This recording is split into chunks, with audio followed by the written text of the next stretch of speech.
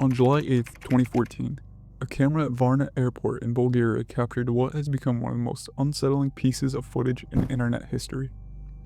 A 28-year-old German tourist named Lars Mittank is seen walking normally through the terminal. He stops, speaks to an employee, and heads to the medical center. And then, without warning, he runs. He sprints out the sliding doors, leaving behind his luggage, his passport, and his cell phone.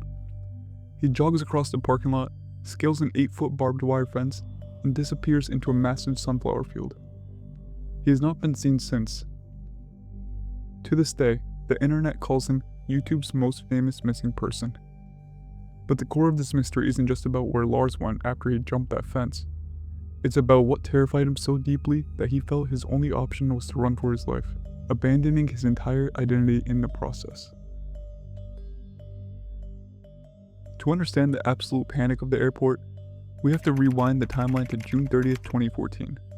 Lars had traveled from his home in Germany to the Golden Sands Resort in Bulgaria with a group of 5 friends. By all accounts, Lars Mittank was a completely normal, grounded guy.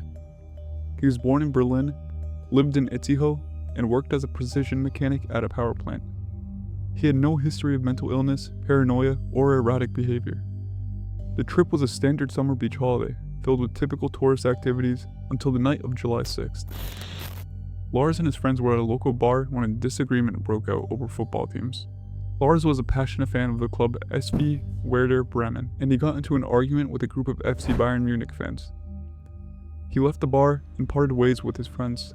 When he turned up at the resort the next morning, he claimed those same men had hired locals to beat him up. The physical altercation resulted in a ruptured eardrum and an injured jaw. Lars visited a local doctor who strongly advised him not to fly, warning that the pressure changes in the aircraft cabin could cause permanent damage to his ear.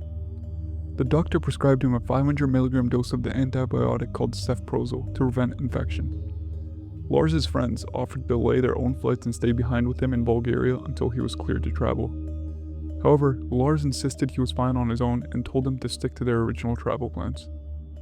On July 7th, his friends flew back to Germany. Lars checked out of the Golden Sands Resort and booked a single night at the Hotel Color, a cheap, budget-friendly accommodation located closer to the Varna airport. The moment his friends boarded their plane and Lars left completely isolated in a foreign country, his reality began to severely distort. Almost immediately after checking into the Hotel Color, Lars began to exhibit deeply paranoid behavior. He made a series of frantic hush phone calls to his mother, Sandra Mittank. Whispering into the receiver, he told her that 4 men were trying to kill him or rob him. He instructed her to immediately cancel his credit cards. In one bizarre text message, he asked her what the medication he was prescribed actually was. The closed-circuit television cameras inside the hotel captured Lars pacing the hallways nervously, staring out the windows, and even hiding inside an elevator for extended periods.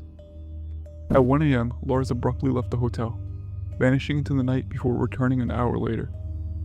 It's still entirely unknown where he went or what he did during that missing hour. When the morning finally broke on July 8th, Lars called his mother one last time, telling her that the people pursuing him were getting closer. He then took a taxi to Varna Airport, hoping to finally get clearance to fly home to Germany.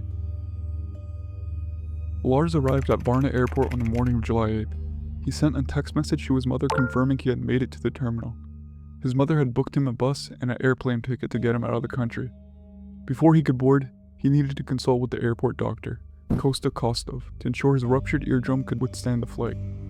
Dr. Kostov later described Lars' demeanor as incredibly nervous and erratic.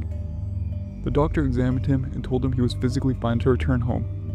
But as the consultation was wrapping up, an airport construction worker unexpectedly entered the medical office. For Lars, the sight of this unknown man triggered an absolute psychological meltdown. Lars began to tremble violently.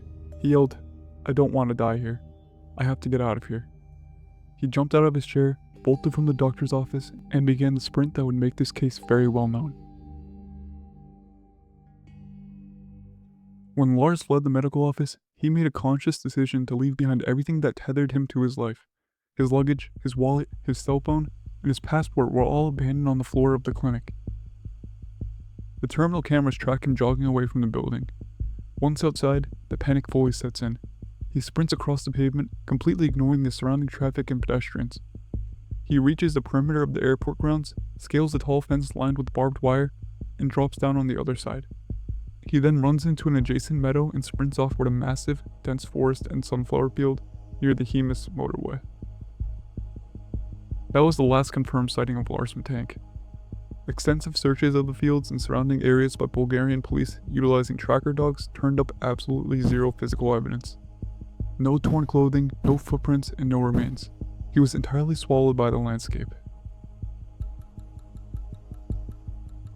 The mystery immediately fueled massive speculation, primarily focused on his sudden psychological break. Many experts in his own family suspect that Lars suffered a rare, severe adverse reaction to the antibiotic he was prescribed. Antibiotics like cefprozil have been known in very rare cases to induce intense psychotic side effects, including severe hallucinations and paranoia. Another theory is that the head trauma he sustained during the bar fight caused an undiagnosed traumatic brain injury, leading to a sudden mental breakdown. However, a chilling detail disrupts the medication theory. Dr. Kostov claimed that Lars hadn't even been taking his pills. According to the doctor, Lars never actually filled his prescription at the pharmacy.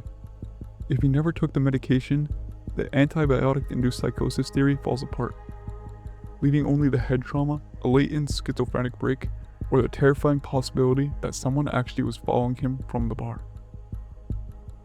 Frustrated by the lack of progress from the Bulgarian police and the German Federal Criminal Police Office, Lars's mother, Sandra Mittank, took matters into her own hands. She hired a seasoned private investigator named Andreas Gutig.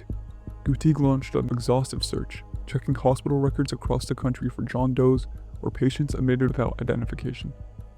But the search yielded nothing. Over the years, there have been unconfirmed sightings. About a year and a half after he vanished, a truck driver claimed to have seen someone matching Lars's description hitchhiking near Varna. In 2019, a German truck driver reported giving a ride to a haggard man with prominent cheekbones from Dresden to Schildow, who strongly resembled an older Lars Mittank. In 2016, a man found wandering with no memory in a hospital in Porto Velho, Brazil, sparked massive internet rumors, but he was ultimately identified as a missing Canadian named Anton Pilipa. Despite the millions of views his final moments have amassed on YouTube and TikTok, the fate of Lars Mittank remains entirely unknown. Since the day he climbed that fence, his bank accounts have remained untouched, and his phone has never reconnected to a cellular network. His mother firmly believes he's still alive, perhaps wandering with profound amnesia, unable to remember his own name or the life he left behind in Germany. It's a terrifying testament to how quickly a normal life can unravel. One day you are enjoying a summer vacation with your closest friends, and a few days later you are sprinting for your life into an empty field, leaving the rest of the world to wonder why.